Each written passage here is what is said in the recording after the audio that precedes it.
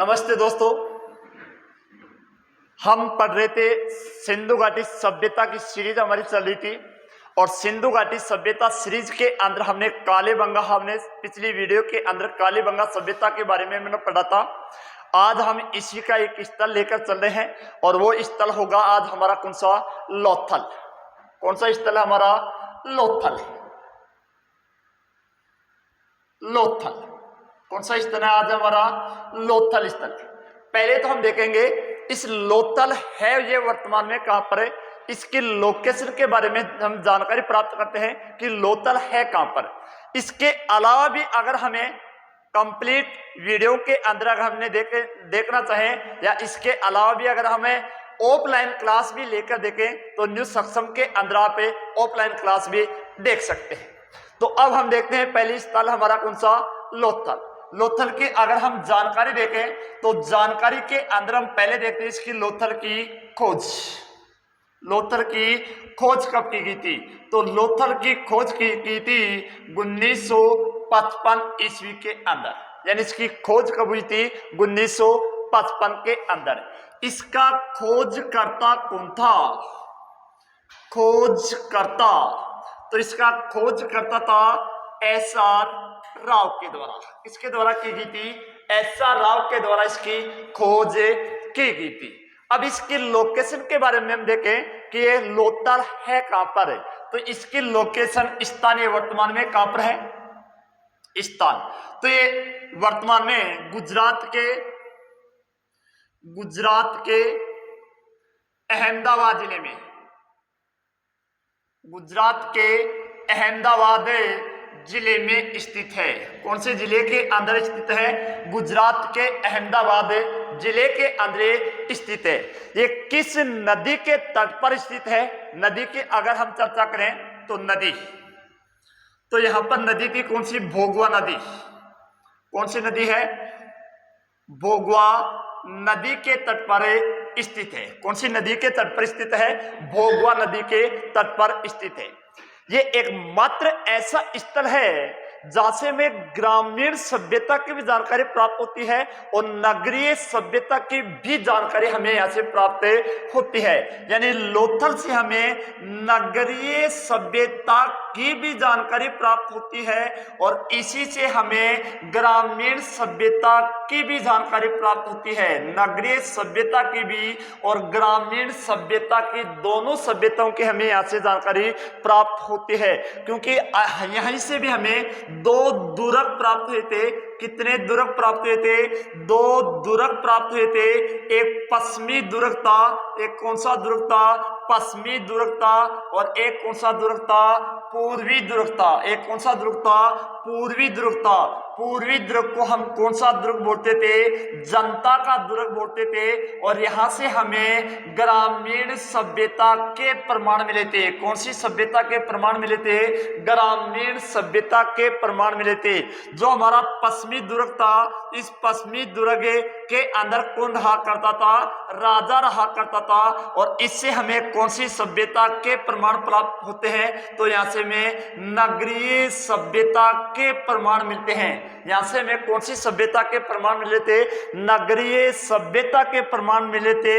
और ग्रामीण सभ्यता, दोनों सभ्यताओं के प्रमाण अगर हमें मिले हैं तो हमें वो कौन से स्थल से प्राप्त हुआ था? लोथल से हमें दोनों स्थलों की प्राप्ति प्राप्त हुई है। अब देखते हैं यहां से कि लोथल से कौन कौन सी सामग्रियां यहां से प्राप्त हो रही हैं। लोथल से ऐसी ऐसी सामग्रियां प्राप्त हुई हैं जो वर्तमान के अंदर भी सामग्रियां प्रचलित के अंदर हैं। तो अब देखते हैं यहां से हमें लोथल से हमें कौन कौन सी सामग्रियां प्राप्त हुई हैं। तो सामग्री खोज 1955 ईस्वी के अंदर खोजकर्ता कौन है? एस.आर. राव के द्वारा किया गया था। स्थान कहां पर है? गुजरात के अहमदाबाद जिले के अंदर है। नदी की बात होगी तो कौन सी होगी? भोगवा नदी के तट पर है। यहाँ से में ग्रामीण सभ्यता के भी और नगरीय सभ्यता के भी दोनों सभ्यताओं के हमें यहाँ से प्रमाण मिल रहे हैं। तो वो एकमात्र स्थल है और वो कौन सा है? लोथल स्थल है। क्लियर है? अब देखते हैं यहां से लोथल से हमें क्या क्या सामग्रियां प्राप्त हुई हैं, कौन कौन सी सामग्रियां प्राप्त हो रही हैं, जिससे हम ये पता लगा सकते हैं कि यहां से हमें ये सामग्रियां प्राप्त हुई हैं। क्लियर है? तो पहले तो देखें, लोथल के अंदर हमें इकहरा जूता हुआ खेत प्राप्त हुआ है। इकहरा जूता हुआ खेत प्राप्त मिला है, जूता हुआ खेत प्राप्त हुआ, इकहरा जूता हुआ खेत प्राप्त हुआ है। दोहरा जूता हुआ खेत भी हमें मिला है, लेकिन दोहरा जूता हुआ खेत हमें कहां से मिला था? कालीबंगा से मिला था। कहां से मिला था? कालीबंगा से मिला था। दोहरा जूता हुआ खेत हमें कालीबंगा से मिला था, और इकहरा जूता हुआ खेत हमें कहां से प्राप्त हो रहा है?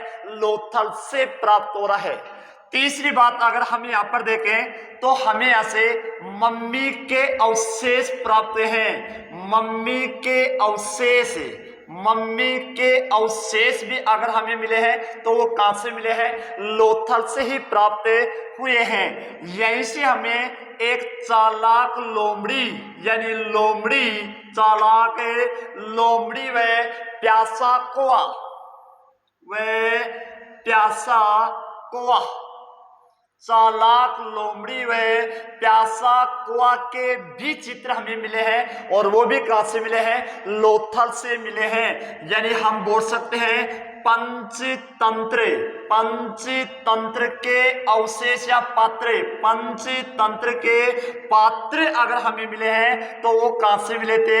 लोथल से ही मिले थे। और पंचतंत्र नामक पुस्तक का लेखक कौन है? विष्णु शर्मा था। पंचतंत्र का लेखक कौन था? विष्णु शर्मा था। ये पंचतंत्र एकमात्र ऐसी पुस्तक है जो विश्व में सर्वाधिक भाषाओं में अनुवादित है। विश्व में सर्वाधिक भाषाओं में अनुवादित पुस्तक है। विश्व में सर्वाधिक भाषाओं में अनुवादित पुस्तक है, तो वो कौन सी थी? पंचतंत्र थे। तो पंचतंत्र के अगर हमें पात्र प्राप्त हो रहे हैं तो ये पंचतंत्र के पात्र भी हमें, यानी लोमड़ी व प्यासा कुआ के हमें चित्र कहां से प्राप्त हो रहे हैं? लोथल से प्राप्त हो रहे थे। कहां से हो रहे थे? लोथल से प्राप्त हो रहे थे। तीसरी बात अगर हम यहां पर देखें तो हमें यहां पर एक चक्की, आटा पीसने की चक्की का पार्ट, चक्की का पार्ट प्राप्त हुआ है, लेकिन एक ही मिला था। दो पार्ट, चक्की के दो पार्ट हैं, लेकिन एक पार्ट अगर हमें मिला है तो वहां कहां से मिला था? लोथल से ही प्राप्त हुआ था। एक हमें यहां से तराजू का पलड़ा मिला था, तराजू का पलड़ा, तराजू का पलड़ा। और ये भी कितना मिला था? तराजू का पलड़ा एक ही मिला था। एक ही हमें यहाँ से चक्की का पार्ट प्राप्त हुआ है, और एक ही हमें यहाँ से तराजू का पलड़ा मिला है। यानी यहाँ से ये बता सकते हैं कि यहाँ के लोग या तो ले गए होंगे, यहाँ से उठा ले गए होंगे, एक एक यहाँ से हमें प्राप्त हुआ है। तीसरी बात अगर हम यहाँ पर देखें तो मम्मी के अवशेष भी हमें यहाँ से मिले हैं। स्केल, स्केल के अवशेष मिले हैं, स्केल के अवशेष मिले हैं। यानी दिशा सूचक यंत्र प्राप्त हुआ है, दिशा सूचक यंत्र प्राप्त हुआ है। दिशा सूचक यंत्र भी अगर हमें प्राप्त हुआ है तो वो कहां से प्राप्त हुआ है? लोथल से ही प्राप्त हुआ है। यहीं से हमें बाजरे व चावल दो फसल प्राप्त हुई है। दो फसल के अंदर चावल व बाजरे के अवशेष मिले हैं। चावल व बाजरे के अवशेष भी अगर हमें प्राप्त हैं तो वो कहां से प्राप्त थे? लोथल से ही प्राप्त हुए थे। यहीं से हमें दोहरे दो मुख राक्षस, दो मुख राक्षस के अवशेष या चित्र प्राप्त है। एक मोहर मिली थी, क्या मिली थी यहाँ ऐसे में मोहर मिली थी, और इस मोहर के अंदर हमें दो मुख राक्षस के अवशेष हमें यहाँ से प्राप्त हुए हैं। दो मुख वाले राक्षस के हमें यहाँ से प्राप्त हुए हैं। यहाँ से हमें एक बाबा की भी मूर्ति प्राप्त हुई है जो दाढ़ी वाला बाबा था, और एक फ्रेंच कट दाढ़ी, फ्रेंच कटे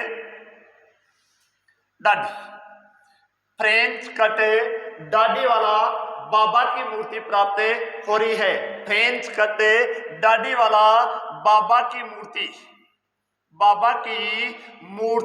प्राप्त हुई थी। तो फ्रेंच कटे दाढ़ी वाले बाबा की भी मूर्ति अगर हमें कहां से प्राप्त हुई है तो वो भी हमें लोथल से ही प्राप्त हुई थी। यहीं से हमें बंदरगाह के अवशेष मिले थे। कहां के अवशेष मिले थे? बंदरगाह के अवशेष प्राप्त हुए थे। तो बंदरगाह के अवशेष भी अगर हमें मिले हैं तो वहां कहां से मिले थे? बंदरगाह के अवशेष हमें लोथल से भी प्राप्त हुए थे और सुतका गेडोर से भी प्राप्त हुए थे। तो लोथल से हमें बंदरगाह के अवशेष भी हमें प्राप्त हुए हैं। यहीं से हमें मनके बनाने का कारखाना मिला था।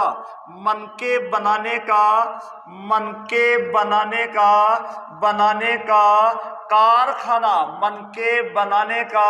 कारखाना भी अगर हमें प्राप्त हुआ है तो वो कहां से प्राप्त हुआ था? लोथल से हमें मनके बनाने का कारखाना प्राप्त हुआ है। तीसरी चीज हमें यहां पर देखें, तीन युगल समाधि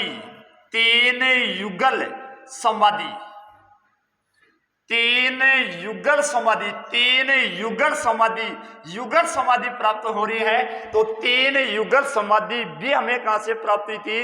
लोथल से हमें तीन युगल समाधि प्राप्त हुई थी। देखते हैं हमें यहां से क्या क्या मिला, एक बार हम देख लेते हैं फिर से। इकहरा जूतावा खेत प्राप्त हो रहा है। दोहरा जूतावा खेत हमें कहां से मिला था? काली बंगा से मिला था। क्लियर है? तीसरी बात, मम्मी के अवशेष भी हमें यहां से प्राप्त है।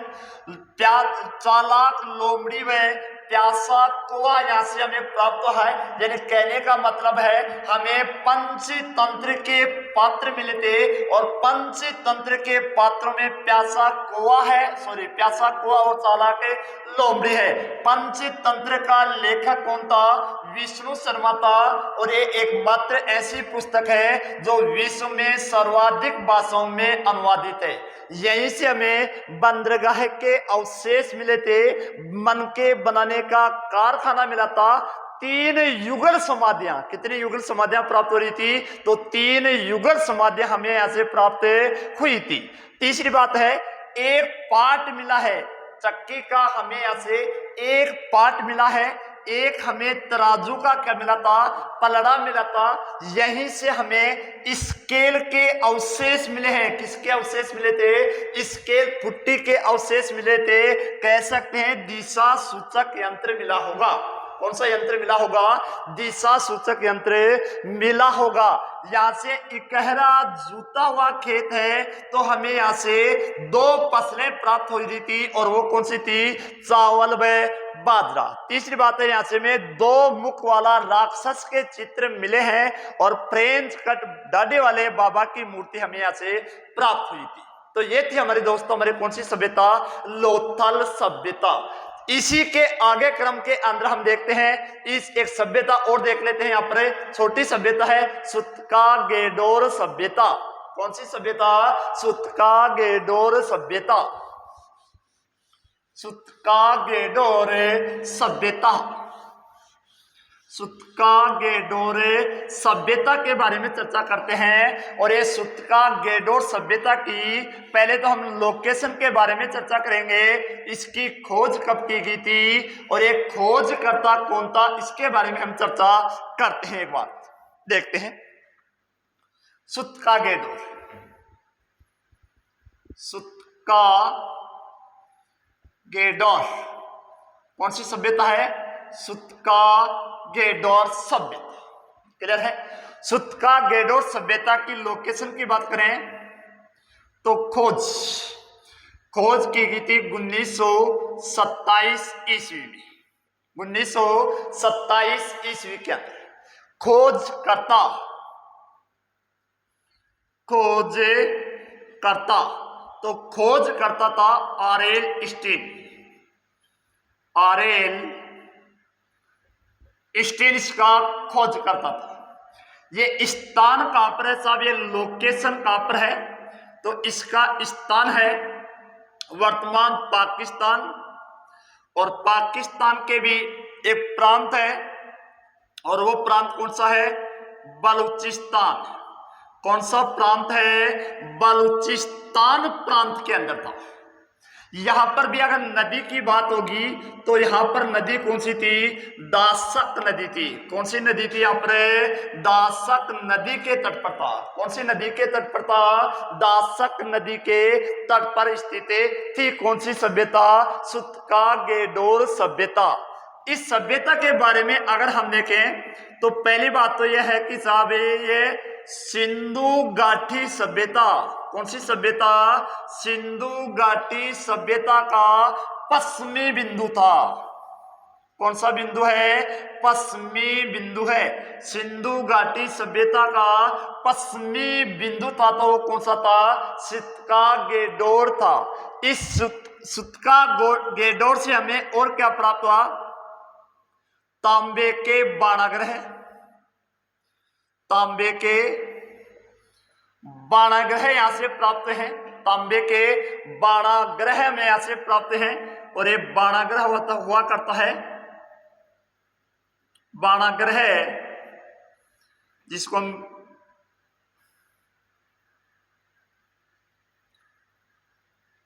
तीर बोल सकते हैं। क्या बोल सकते हैं जिसको हम, तीर। तो इसको हम क्या बोलते हैं, बाणाग्रह। तो तांबे के बाणाग्रह प्राप्त हैं, और वो कहां से प्राप्त थे, सुत्का-गेडोर से ही। तांबे की ब्लेड प्राप्ति है यहां से में, तांबे की ब्लेड, तांबे की ब्लेड, तांबे की ब्लेड प्राप्ति है। तांबे के बाणाग्रह मिले हैं। यहां से भी हमें बंदरगाह के अवशेष मिले हैं। बंदरगाह के अवशेष मिले हैं। तो बंदरगाह के अवशेष हमें लोथल से भी प्राप्त हो रहे थे, और बंदरगाह के अवशेष हमें कहां से मिले हैं, सुत्का-गेडोर से भी मिल रहे हैं। इसी सुत्का-गेडोर सभ्यता के लोग क्या करते थे, बेबीलोन से व्यापार करते थे। कहां से व्यापार करते थे, बेबीलोन से व्यापार करते थे। बेबीलोन से व्यापार करते थे। बेबीलोन से व्यापार करते थे। क्लियर है। तो ये थी हमारी कौन सी सभ्यता, सुत्का-गेडोर सभ्यता। एक बार फिर से देख लेते हैं। खोज है 1927 के अंदर है, खोज करता है आरएल स्टीन है। स्थान कहां पर है, पाकिस्तान के पश्चिमी प्रांत, पाकिस्तान के बलूचिस्तान प्रांत में है। नदी कौन सी है, दाशक नदी के तट पर है। सिंधु घाटी सभ्यता का पश्चिमी बिंदु है, तो वो भी कौन सा है, सुत्का-गेडोर है। यहां से हमें तांबे के बाणाग्रह प्राप्त हुए हैं। तांबे की ब्लेड यहां से हमें प्राप्त हुई है। यहां से भी हमें बंदरगाह के अवशेष मिले थे। और ये लोग कहां से व्यापार करते थे, तो बेबीलोन से क्या करते थे, व्यापार करते थे। तो इस वीडियो के अंदर हमने कितनी सभ्यताओं के बारे में दोस्तों चर्चा की है, 2 सभ्यताओं के बारे में हमने चर्चा की है। अगले वीडियो के अंदर हम देखेंगे अगली सभ्यताओं के बारे में। धोलावीरा सभ्यता जो भारत की सबसे दूसरी सभ्यता मानी गई है, इस वीडियो के अंदर हमने सुत्का-गेडोर और लोथल सभ्यता के बारे में हमने आज यहाँ पर चर्चा की है। जय हिंद, जय भारत दोस्तों।